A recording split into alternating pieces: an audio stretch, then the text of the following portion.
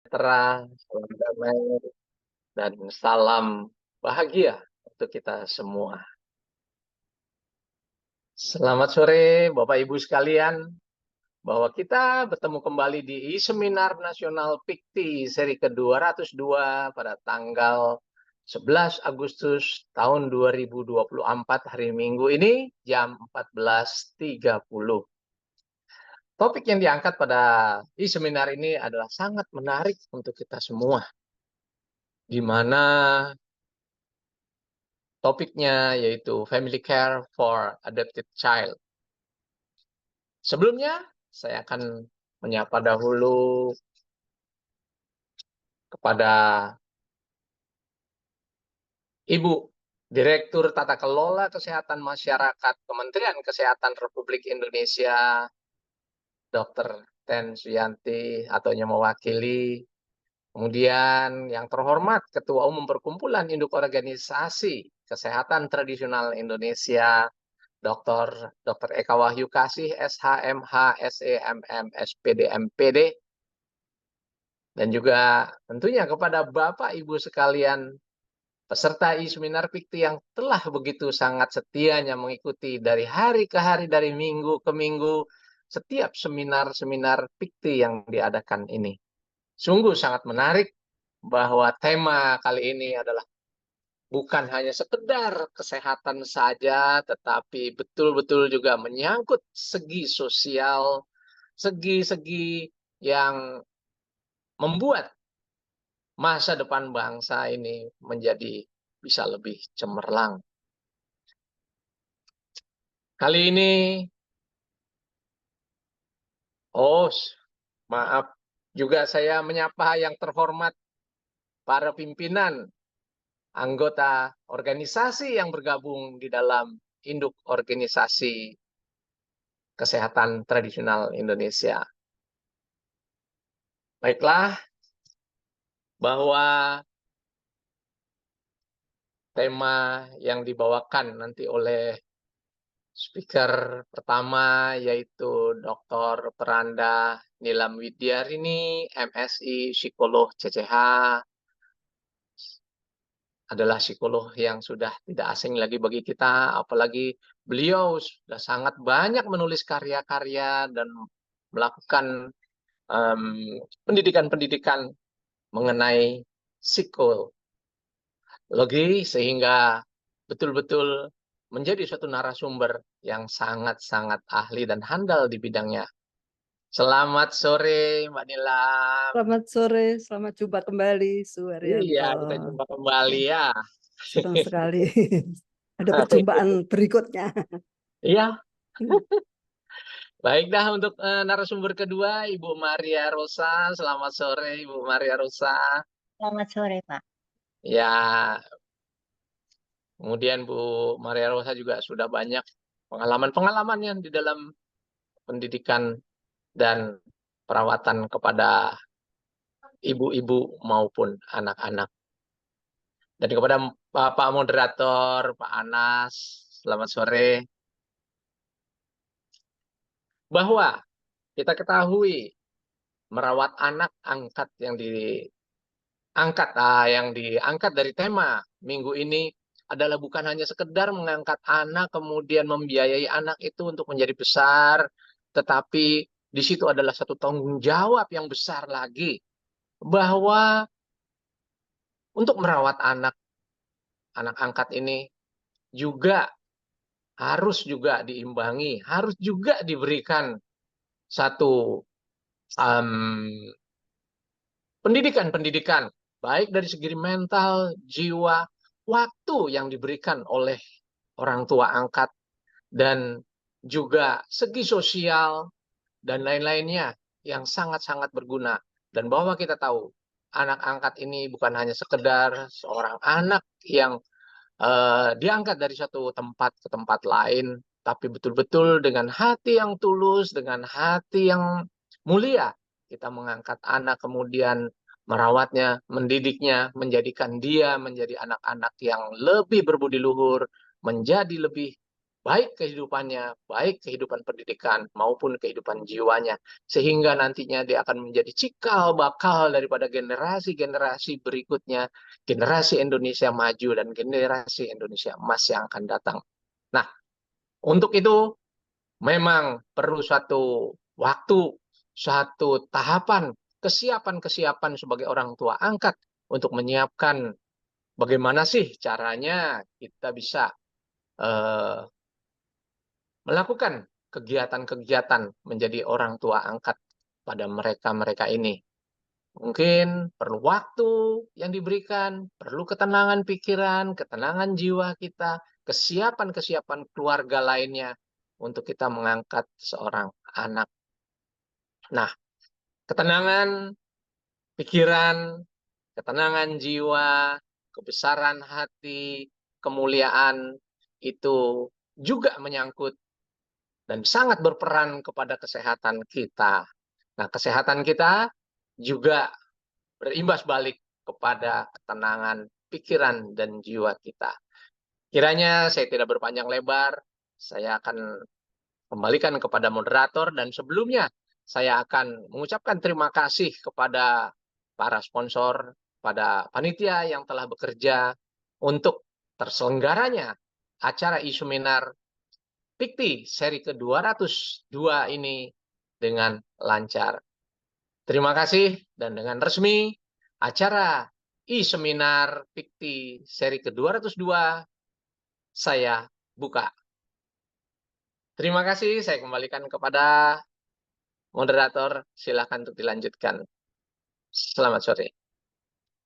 Ya, selamat sore juga Pak. Baik, terima kasih kepada Bapak Suharyanto yang telah memberikan arahan dan sekaligus membuka kegiatan seminar kita pada sore hari ini. Baik, kita lanjut ke acara berikutnya, yaitu penyampaian materi, ya, penyampaian materi yang sudah disampaikan oleh Bapak Suharyanto tadi bahwa kedua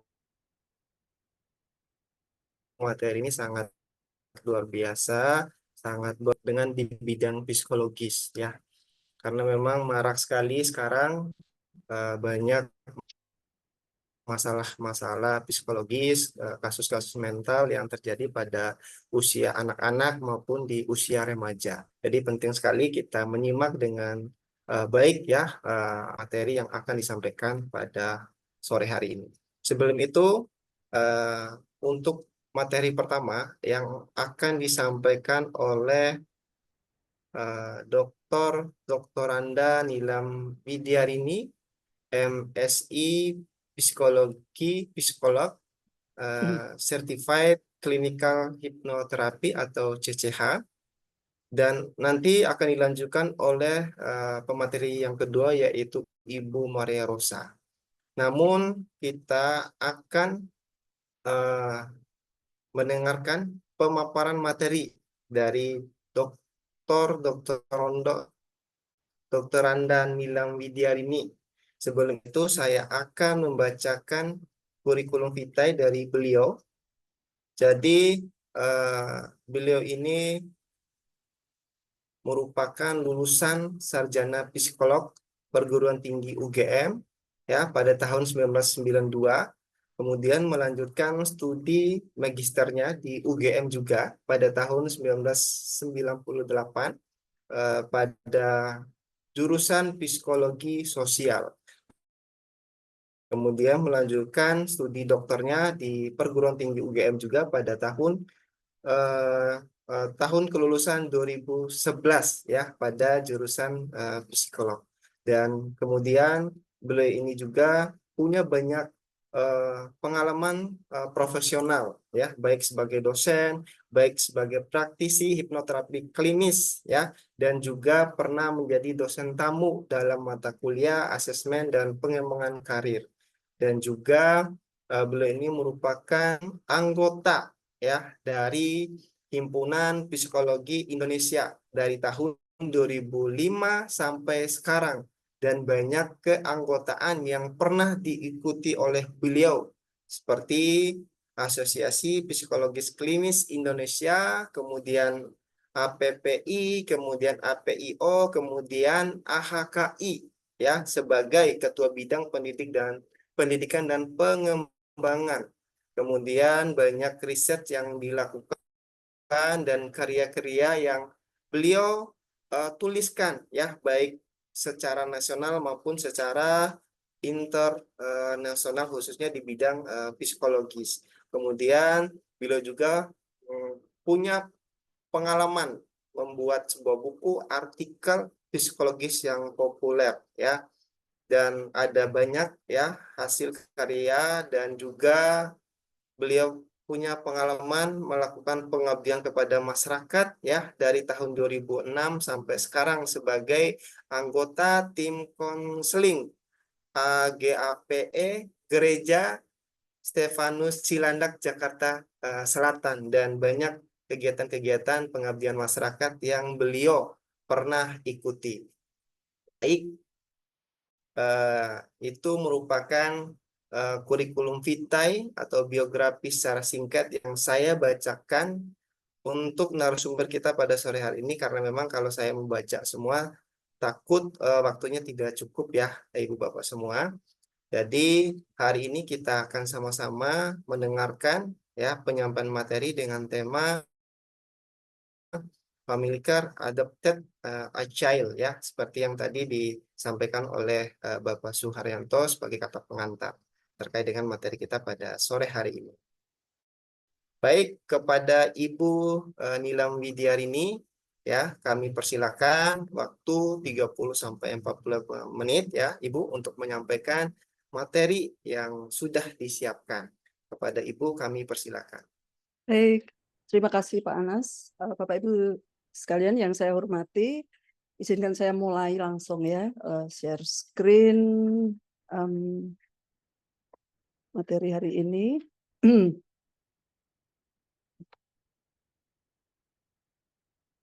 Apakah sudah nampak?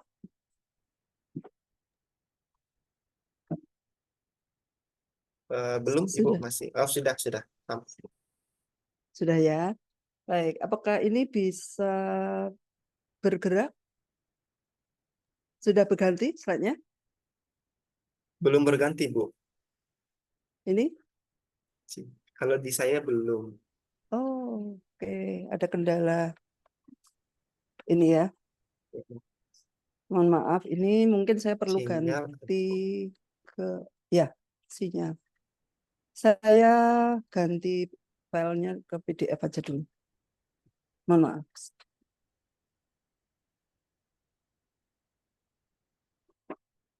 Saya stop share screen dulu dan buka. Ganti dengan yang PDF. Oke.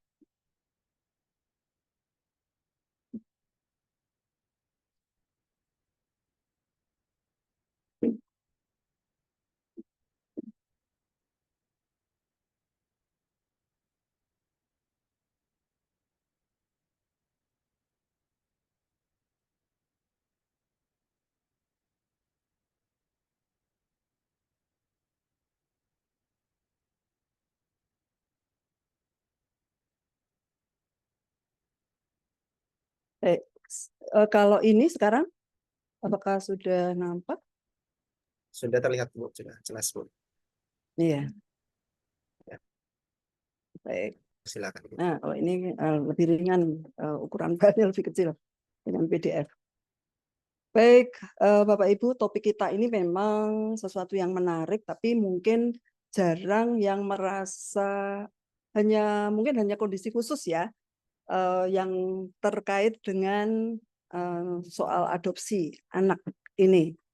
Mungkin ada keluarga-keluarga yang memang mengalami ya, melakukan adopsi kepada anak, kemudian pihak panti-panti asuhan tentu sangat erat ya, seperti yang hari ini hadir Ibu Maria yang pasti sangat akrab dengan persoalan-persoalan yang ada. Kalau di dunia artis saat ini yang menarik apa? Ada artis yang mengadopsi anak ya, Raffi Ahmad dan Nagita Slavina seperti itu.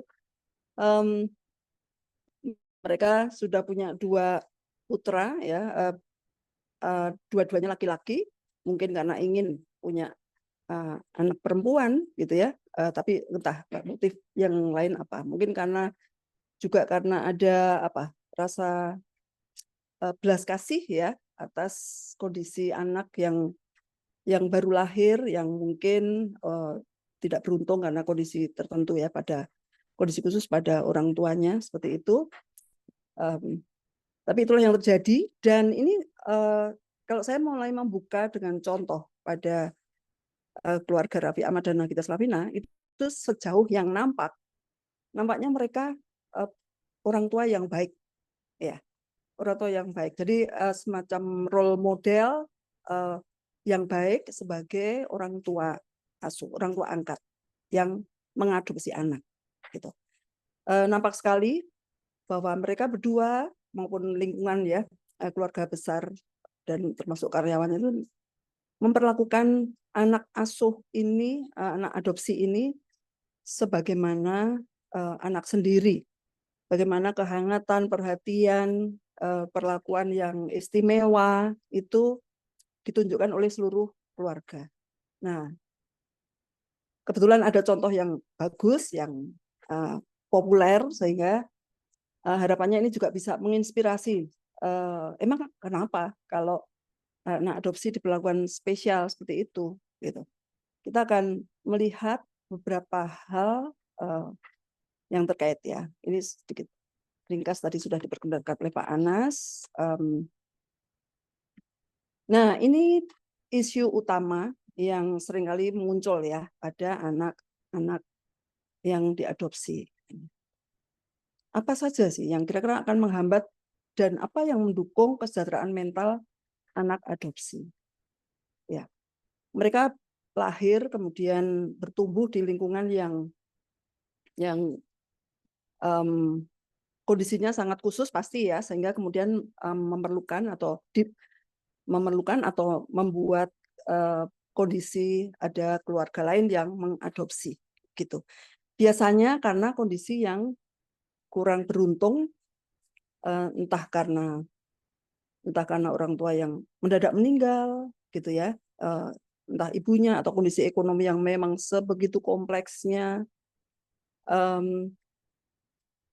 dan sebagainya ya, dengan ketidakberuntungan. Ada juga keluarga yang mungkin karena tidak siap untuk punya anak, entah karena MBA misalnya seperti itu ya. Ini beberapa kasus yang sempat juga mampir di ruang praktek saya begitu ya.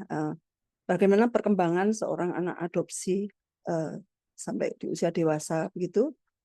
Jadi dengan beberapa hal yang kemudian ya kemungkinan perkembangannya. Jadi fokus kita akan ke sini apa saja. Maka kita akan mulai dari sini dulu. Persoalan kesejahteraan ini ya. Kesejahteraan karena saya dari bidang psikologi, tentu yang utama kesejahteraan mental. Tapi sebenarnya concern kita juga kesehatan secara umum ya. Secara umum, kesehatan anak adopsi pun ini adalah hak mereka ya untuk bisa tumbuh sehat. Dan menurut WHO seperti yang kita lihat itu mencakup kesejahteraan fisik, mental, sosial, dan kalau di Indonesia tambah satu lagi sebenarnya juga spiritual ya. Kami sering menyingkat dengan aspek bio, fisik ya, psikologisnya, mental, kemudian sosial dan spiritual. Ini kesehatan secara holistik gitu. Aspek mental ini mencakup di dalamnya ada emosi maupun fungsi-fungsi kognitif ya, fungsi-fungsi pikiran. Nah, kesejahteraan mental secara khusus itu artinya apa? Individu menyadari kemampuannya sendiri, bisa mengatasi tekanan hidup yang normal, bisa bekerja secara produktif dan bermanfaat, dan mampu memberikan kontribusi untuk komunitasnya. Beberapa hal yang menjadi, karena anak adopsi ya bertumbuh dengan kondisi awal yang seringkali negatif, maka ada kerentanan gitu ya. Apa saja sih kerentanan Yang ada saya menyodorkan ada 5 di sini, tapi saya akan fokus ke 3 hal yang di atas ya. Usia saat diadopsi. Ternyata ini berpengaruh ya, mempengaruhi bagaimana perkembangan kesejahteraannya ke depan. Kemudian adanya trauma dan keadaan negatif yang terus-menerus, ada atau tidak begitu ya. Ada atau tidaknya trauma. Kalau yang menimbulkan kerentanan ya artinya keberadaan trauma itu atau keadaan negatif yang terus. Kemudian problem kelekatan atau attachment gitu ya. Kelekatan seberapa jauh seorang anak punya hubungan yang erat gitu ya, merasakan kelekatan seperti kalau kita sendiri mengalami, Bapak Ibu yang punya putra mengalami bagaimana anak-anak itu merasakan dekat, butuh ya, mencari. Nah, ini nanti akan cukup penting ya untuk dibahas karena ini salah satu hal yang sangat berpengaruh pada kondisi emosi dan juga kehidupan sosial ke depan. Nah, kemudian ada nilai-nilai budaya yang mungkin juga berlaku ya, berpengaruh bagaimana orang tua angkat, orang tua asuh itu dalam membesarkan anak adopsi ya. Nilai-nilai yang berlaku dalam keluarga, nilai-nilai budaya seringkali ya yang ikut berperan, berpengaruh, juga berpengaruhi. Asumsi misalnya anak angkat bagaimana juga bukan anak kandung, jadi nggak boleh dapat perlakuan yang spesial. Asumsi seperti itu misalnya tentu akan berpengaruh gitu ya, akan menimbulkan problem-problem seperti sibling rivalry, merasa bersaing ya, cemburu dengan saudara, meskipun memang statusnya beda ya sebagai anak adopsi secara hukum gitu ya, secara orang biologis dan bukan orang tua biologis itu memang betul, tapi kebutuhan psikologis setiap anak masalahnya semuanya sama. Kebutuhan untuk bisa sehat secara mental ya, sejahtera secara mental, secara psikologis itu semua anak sama sebenarnya. Gitu. Jadi maksud saya di sini adalah nilai-nilai budaya yang melakukan pembedaan perlakuan terhadap anak angkat ya, adopsi. Kemudian proses adopsi sendiri ini saya jelaskan lebih awal karena nanti kita tidak lagi akan membahas yang ini ya. Proses adopsi itu kan bermacam-macam ya. Mungkin ada yang nanti Ibu Maria akan punya cerita pasti mengenai ini ya. Bagaimana anak di panti itu, kalau di panti ya, dari panti, tapi anak adopsi kan tidak selalu diangkat dari panti. Bisa juga dari keluarga, langsung dari orang tuanya, atau keluarga yang lain ya, di luar panti. Proses ini bisa rumit kalau misalnya ada tarik-menarik, gitu ya.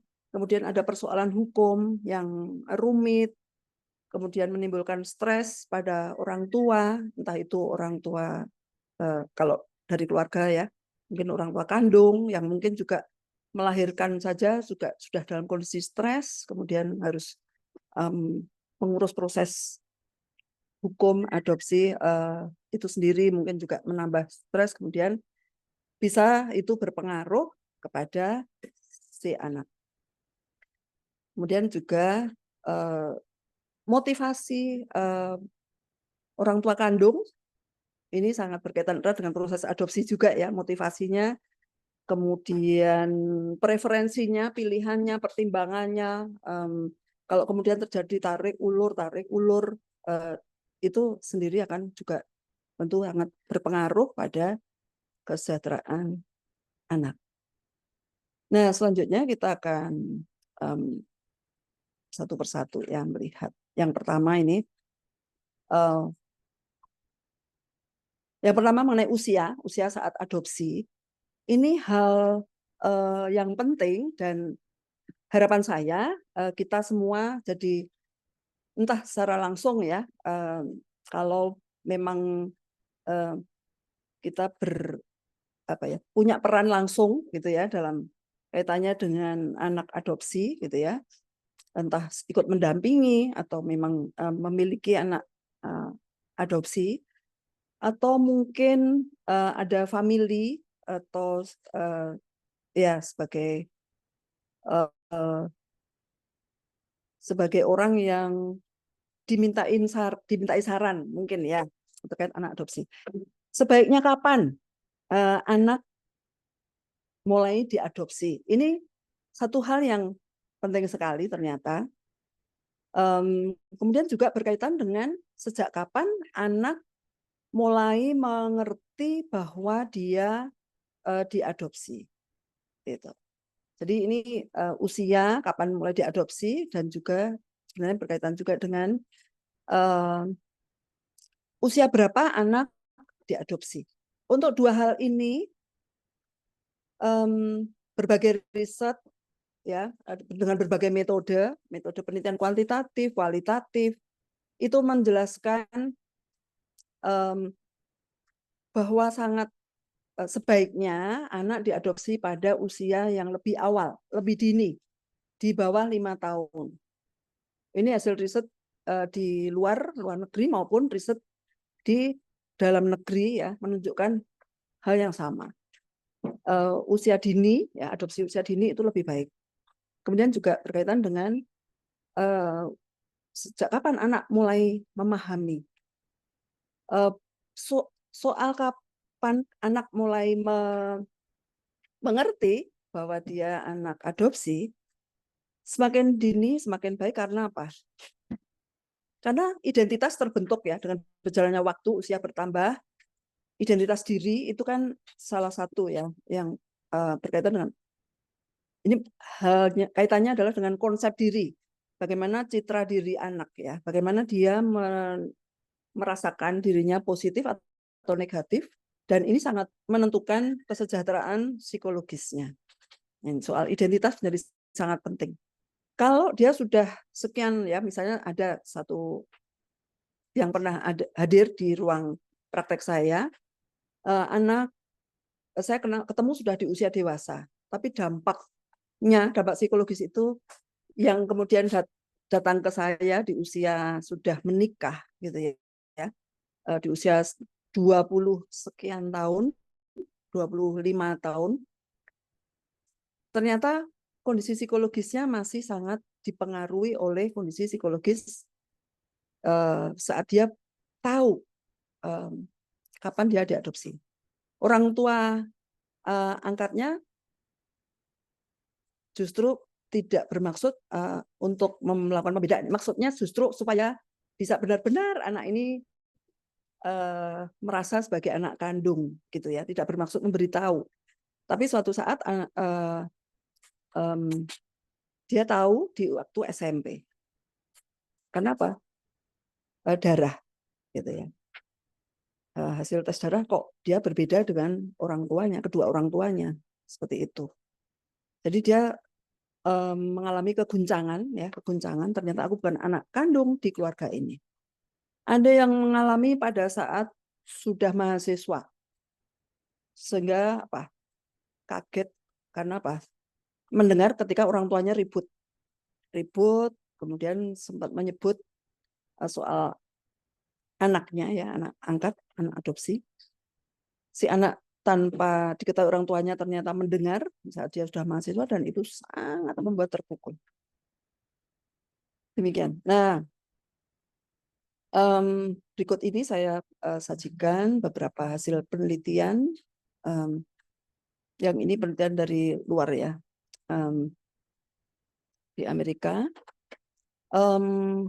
Anak yang diadopsi sebelum usia 5 tahun diteliti apakah mengalami perubahan dalam fungsi HPA aksis ya. Ini aktivitas hipotalamus ya, area otak yang di dalamnya juga fungsi, kemudian berkaitan dengan kemudian fungsi hormon pituitary ini ya, kemudian aktivitas kelenjar adrenalin dan kemudian sekresi kortisolnya. Ini berkaitan erat dengan apa? Kondisi stres, kondisi emosi, begitu, termasuk kesehatan fisik.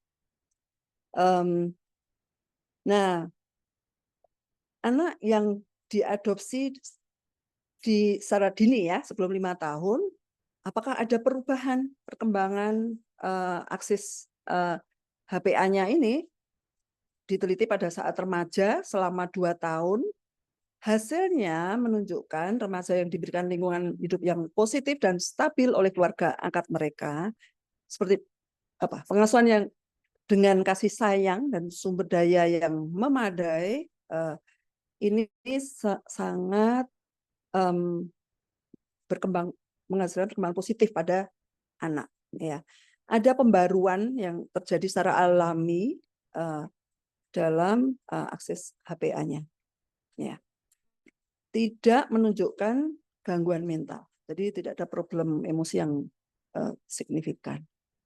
Jadi sambil memahami ini, bahwa ini anak adopsi dari awal itu ada waktu yang perkembangan berikutnya ya, itu kan segera ya dikoreksi perkembangan yang awalnya negatif, kemudian dikoreksi oleh orang tua asuh dengan pemberian kasih sayang dan segala sumber daya yang diperlukan untuk perkembangannya, ternyata hasilnya positif untuk kesehatan mental. Kemudian riset yang lain, ini khusus di Italia, kita sambil membayangkan, ini faktor budaya juga, artinya juga berperan di sini ya. Ini khusus konteks Italia. Hasil penelitian menunjukkan ini khusus untuk anak yang diadopsi di atas 5 tahun. Jadi ada 79 remaja, rata-rata itu dari 79 ini rata-rata diadopsi pada usia 6 tahun. Ya. Ada yang 5 tahun, ada yang lebih begitu. Rata-rata 6 tahun, tapi semuanya di atas 5 tahun begitu ya. Problem terjadi pada mereka di saat remaja, terutama apa? Waktu yang lebih panjang ya pada saat belum diadopsi ini. Terjadi apa? Penganiayaan. Kemudian apa? Treatment ya, kesalahan treatment, kesalahan dalam memperlakukan. Kemudian interaksi di mana dia ditempatkan ya, di panti atau dia berada mungkin ada di keluarga yang berpindah-pindah dan sebagainya gitu ya. Ini menjadi penyebab utama dari masalah yang kemudian muncul ya, kesulitan sosial dalam interaksi sosialnya, fungsi kognisinya, pikirannya, ya fungsi kemampuan kognitifnya, dan kemudian identitas tadi, konsep diri yang negatif. Anak-anak yang diadopsi di dalam negeri, ini bayangkan Eropa ya, Eropa. Jadi diadopsi di dalam negeri sendiri, Italia yang tidak terlalu besar, ternyata memiliki kelekatan tidak aman. Nah, soal kelekatan nanti akan dibahas secara khusus ya di bawah gitu. Soal attachment gitu. Seberapa jauh anak merasakan kedekatan, keeratan, lekat gitu ya. Lekat itu apa? Kalau butuh rasa aman yang dicari ya orang tuanya gitu ya. Sumber pemberian rasa aman dari kehangatan, dari kasih sayang gitu. Problemnya adalah mereka yang diadopsi di atas 5 tahun, lebih panjang ya pengalaman negatif sebelumnya, mereka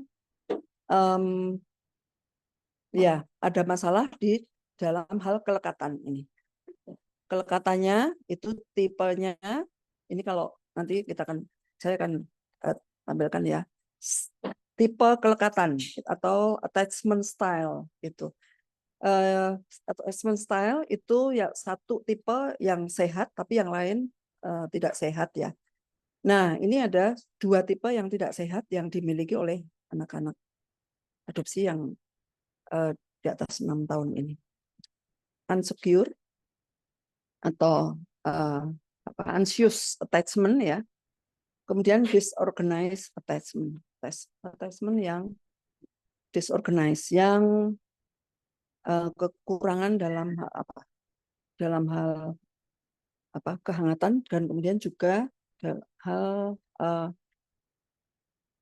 penghindaran ya oleh pengasuh, oleh orang tua. Nah, kemudian juga muncul masalah keterampilan verbal.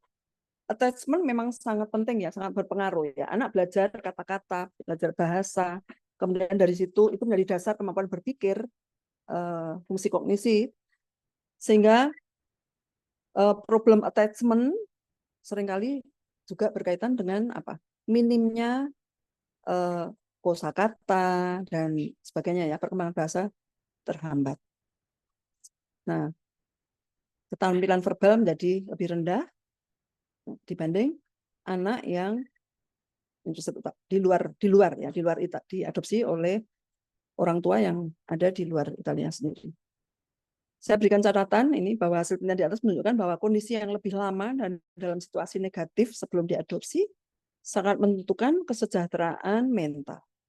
Dan ketika mereka masih berada di lingkungan yang sama, budaya yang sama, mereka akan cenderung masih membawa masalah itu ke kehidupan selanjutnya. Ini masih mengenai usia diadopsi tadi. Ini riset dalam negeri. Penelitian kualitatif ini dari para peneliti di Udayana. Penelitian kualitatif itu kan subjeknya sedikit tapi mendalam ya, penelitiannya dilakukan pada anak yang diadopsi sejak bayi. Dan hasilnya menunjukkan penyesuaian diri yang positif ini pada keempat anak ini. Dan mereka juga sudah tahu kalau mereka anak adopsi ya dari sejak kecil, sudah diberitahu. Gitu. Mereka cenderung ketika bertemu dengan orang tua kandung, itu mereka bisa mengerti, bisa menerima, memaafkan, gitu ya. Dan mereka kemudian bisa move on sehingga kemampuan untuk belajar, untuk problem solving segala juga berkembang. Dan riset yang lain dari Eko Setiawan dan kawan-kawan, ini pada para peneliti di Unpad. Ya. Penelitiannya kuantitatif terhadap 51 keluarga, tapi juga kemudian ditindaklanjuti dengan penelitian secara kualitatif, ya, melalui wawancara, observasi, begitu. Nah, hasil penelitian kuantitatif itu dengan survei mengukur tingkat kesejahteraannya ini pada anak yang diadopsi di usia 3-5 tahun. Mereka di usia prasekolah, gitu ya. Hasilnya mereka diteliti di usia yang diteliti subjeknya adalah usia 3-5 tahun ya. Adopsinya jadi lebih awal. Gitu. Menunjukkan bahwa kesejahteraan mereka ya, baik fisik, psikologis, sosial, kognitif, anak adopsi ini dalam kategori baik. Kan berdasarkan skor itu kan kemudian dikategorikan ya, bahwa ini buruk dan seterusnya, baik atau sangat baik. Mereka di 4 jenis kesehatan ini, kesejahteraan ini statusnya baik. Baik fisik, psikologis, sosial maupun kognitifnya. Lalu hasil penelitian mereka, penelitian kualitatifnya menunjukkan bahwa latar belakang dan motivasi orang tua adopsi ini berpengaruh terhadap pengasuhan anak adopsi. Sehingga kesejahteraan anak dapat menjadi lebih baik ya. Itu karena motivasinya murni untuk kesejahteraan anak ya. Ada orang tua yang mungkin karena belas kasih atau mungkin karena niatnya untuk benar-benar merasakan seperti punya anak kandung supaya nanti menarik ya, bisa narik, bisa kemudian punya anak sendiri seperti itu.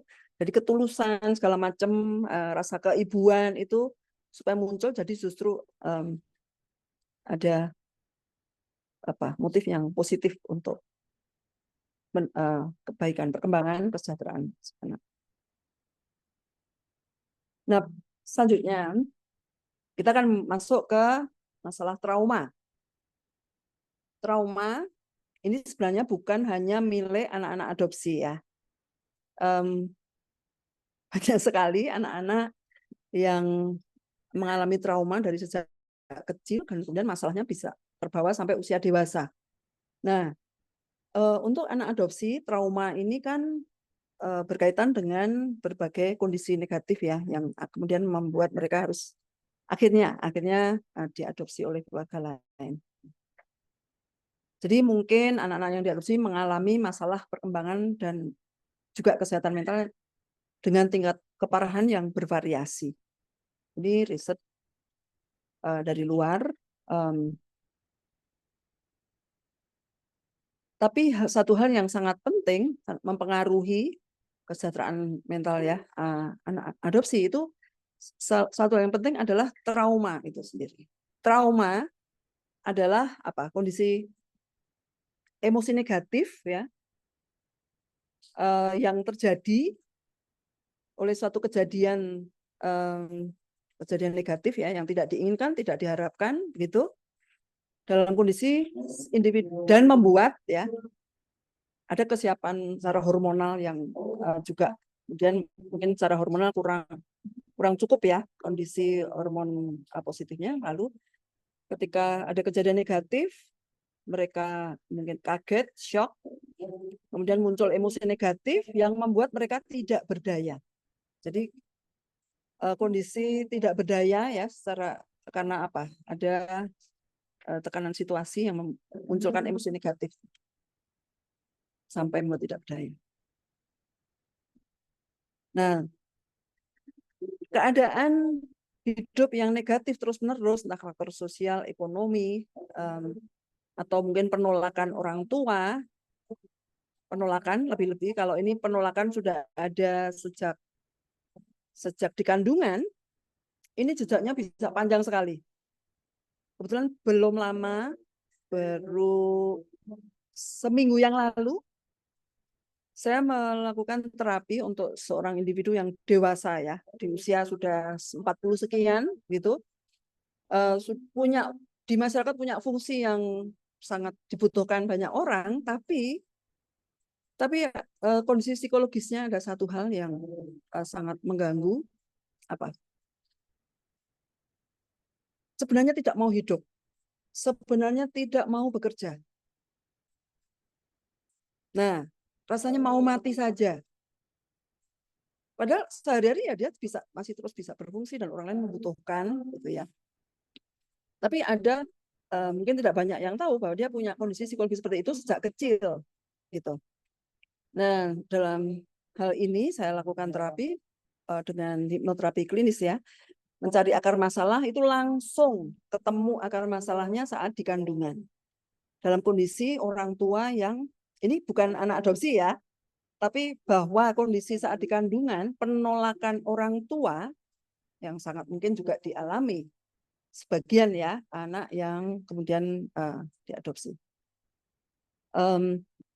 Penolakan orang tua itu efeknya jangka panjang. Rasanya mau mati saja karena tidak diinginkan.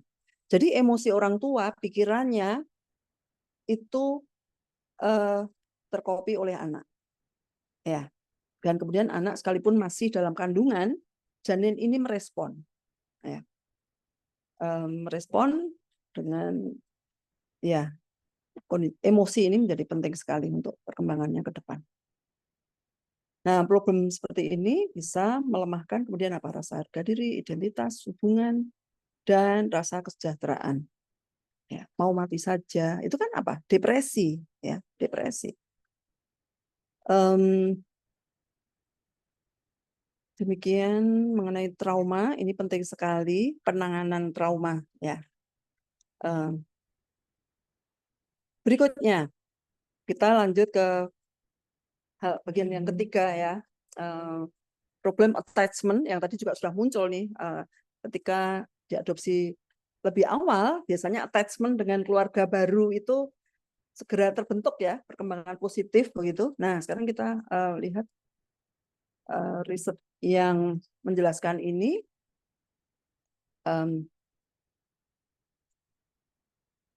Riset yang sama tadi yang saya juga taruh ya di atas yang berkaitan dengan usia berapa diadopsi. Nah, ini riset pada mereka yang diadopsi di atas 5 tahun.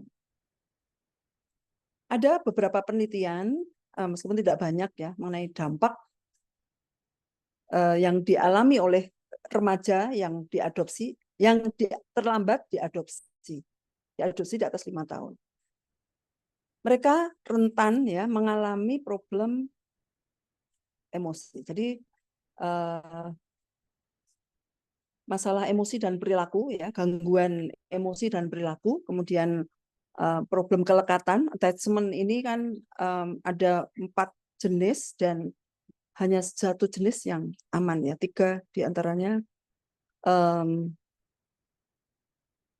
negatif ya, kelekatan yang negatif yang tidak aman, tidak terpenuhi rasa amannya. Kemudian juga status kognitif. Jadi ini keberfungsian ya, fungsi berpikirnya juga terganggu. Saya pernah punya pengalaman berkaitan dengan fungsi kognitif ini ya. Ini anak, tapi bukan anak yang diadopsi, tapi waktu sangat kecil itu mengalami keluarga orang tuanya berkonflik luar biasa, sangat ini ya, dan anak terganggu. Waktu saya tes kecerdasannya hanya 80 begitu. Tapi sekian tahun kemudian karena saya kenal ini anak dari teman baik kami ya, yang tapi jauh lebih senior begitu. Kabar berikutnya apa? Anak yang dulu kecerdasannya 80 gitu ya, itu kemudian ternyata apa? Kuliah notariat di UGM. Artinya apa? Fungsi kognitif pada saat kondisi emosi berantakan itu kan jadi berantakan juga fungsi kognitifnya ya. Tapi kemudian setelah itu rumah tangga orang tuanya pulih ya, kemudian keadaannya jauh lebih baik dibanding sebelumnya, termasuk secara ekonomi mereka juga berkembang, mereka membangun rumah tangga sedemikian baiknya sehingga kesejahteraan psikologis anaknya juga berkembang dan fungsi berpikirnya juga berkembang. Ya. Jadi problem attachment efeknya bisa sampai ke sana. Kelekatan yang aman adalah hal yang sangat penting untuk kesejahteraan anak-anak. Dan ini ada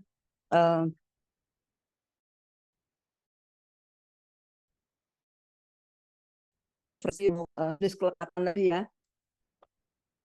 Ini soal perkembangan, mengenai perkembangan attachment kelekatan, apa kalau usia di awal itu jadi lebih aman karena memang perkembangan attachment anak itu berkembang hingga usia berapa? 1,5 tahun. Itu proses ya, dimulai dari sejak awal. Sejak bayi masih 2 minggu. Ya, 2 minggu. Attachment itu sudah mulai ya dibutuhkan. Kemudian ini masih pre-attachment, kemudian karena bayi kan masih siapa nih yang paling memberikan kehangatan gitu ya, masih belum ada. Kemudian lebih lanjut antara 6 minggu hingga kemudian 8 bulan itu attachment ya, ada proses pembentukan attachment ya dalam interaksi dengan orang tua itu mereka akan merasakan perbedaannya, rasa hangat, rasa kedekatan, rasa bergantung ya, rasa aman orang tua itu, rasa menemukan kehangatan seperti itu, menemukan perasaan positif dari perhatian yang diberikan itu dibentuk dan kemudian lebih lanjut sampai usia 1,5 tahun.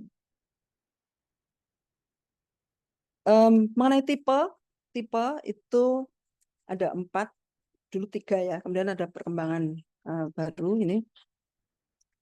Kalau dilihat dari sisi kecemasan ya, anxiety, kemudian juga dari avoidance ya, penghindaran, em, model apa hubungan yang cenderung menghindar. Ada hubungan orang tua anak yang cenderung orang tuanya menghindar, nggak nyaman dengan anaknya. Ini problem yang dirasakan tadi yang saya cerita, klien yang usia sudah 40 sekian tadi yang rasanya mau mati saja, itu bahkan dirasakan sejak di kandungan ya, merasakan ada penolakan itu, penolakan oleh orang tua. Orang tua cenderung menghindar, ada yang karena apa? Karena konflik pasangan konflik, kemudian mungkin terjadi perceraian atau tidak, tapi ada kebencian gitu ya terhadap pasangan. Ketika anaknya ini dianggap mirip dengan pasangan yang dibencinya gitu ya, orang tua secara otomatis tanpa disadari, tanpa diniatkan, entah itu ibu atau ayah, itu bisa saja kemudian apa? Memperlakukan si anak itu dengan cenderung menghindar gitu ya, bahkan mungkin juga agresif. Nah, ini kan kemudian kalau sampai agresif kan juga kemudian kaitannya dengan kecemasan. Yang positif baik dari sisi kecemasan negatif ya, artinya kecemasan negatif, kondisinya positif tadi. Avoidance-nya juga kondisinya positif, artinya penghindaran itu rendah ya, itu aman. Kemudian yang lain ada anxious, cemas. Cemas itu biasanya apa? Kalau nggak konsisten ya, perhatian, kehangatan diberikan orang tua tapi nggak konsisten. Kadang hangat tapi nanti bisa karena perubahan situasi atau memang karena kesibukan, nanti tahu-tahu anak terabaikan. Ini anxious gitu. Kemudian avoidance ini terjadi karena orang tua atau orang tua asuh gitu ya, yang cenderung menghindari si anak ya, tidak happy ketika harus memegang atau dekat dengan anak. Yang fearful ini yang komplit, baik dalam hal kecemasan tinggi maupun avoidance ya, penghindaran ini juga sangat tinggi. Mereka yang anak yang tidak mengalami attachment, yang orang tuanya menghindar, itu pengalaman attachment nggak ada, sehingga yang ada apa? Asing, merasa asing dengan kedekatan, dan itu akan membawa kecemasan. Pada akhirnya juga membawa problem tersendiri dalam relasi sosial. Oke. Jadi perhatian dan kehangatan ini kunci ya untuk rasa aman. Dan Viktor Frankl ini satu tokoh yang dari pengalaman hidup yang luar biasa ya. Dia yang menciptakan teknik terapi logoterapi, terapi makna, dan dia mengalami sendiri itu, menerapkan tekniknya itu sebelum kemudian diterapkan di rumah sakit jiwa untuk mereka yang mengalami gangguan mental. Cinta kasih itu sesuatu yang sangat penting. Ya. Paling bawah ini penting sekali. Saya menangkap makna rahasia terbesar yang melingkar dalam syair, dalam pikiran dan keyakinan manusia, yaitu penyelamatan manusia diperoleh lewat cinta dan di dalam cinta. Kemudian, jadi apa akibatnya kalau anak merasa tidak aman, tangki cintanya kosong, ibaratnya tangki ya, yang nggak dapat kehangatan itu tentu perlu charge ya, dengan beberapa, ini cukup populer ya, 5 bahasa kasih, kemudian ada tambahan 1 ini dari guru kami, guru hipnoterapi kami, yang fokus juga ke pendidikan dan perkembangan anaknya. Waktu berkualitas, lalu kata-kata atau pujian, lalu pelayanan anak merasa dilayani, sentuhan fisik, pemberian hadiah-hadiah kecil, kemudian komunikasi dengan tatapan mata yang fokus, antusias, biasanya dengan rasa ingin tahu dari orang tua, seperti itu penting sekali. Setiap anak dalam hal bahasa kasih ini punya keunikan, mana yang dirasa paling bermakna buat dia, itu yang dia butuhkan. Jadi kadang-kadang orang tua merasa sudah memberikan, tapi kok masih kurang terus. Nah, mungkin ada perbedaan bahasa kasih yang diungkapkan. Ini perlu mengenali. Jadi bagaimana mengatasi ini? Yang pertama, selain perhatian pada sebaik kalau untuk adopsi ya, sebaik untuk Bapak Ibu yang berencana ya adopsi anak, sangat baik kalau mengadopsi di usia dini, usia awal. Kemudian orang tua wajib mengisi tangki cinta terus-menerus setiap hari ya.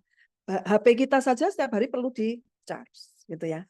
Sama manusia juga butuh energi itu ya, perlu terus di charge dengan apa? Kasih sayang, perhatian tadi, 5 bahasa kasih tadi setiap hari.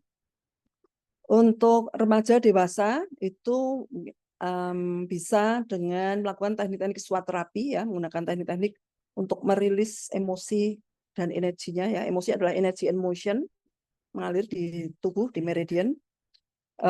Salah satunya itu ada teknik The Heart Technique yang bisa ini karya dari Bapak Adiwe Gunawan yang Bapak Ibu bisa cari ya di YouTube segala macam itu edukasi dari beliau banyak sekali, atau di website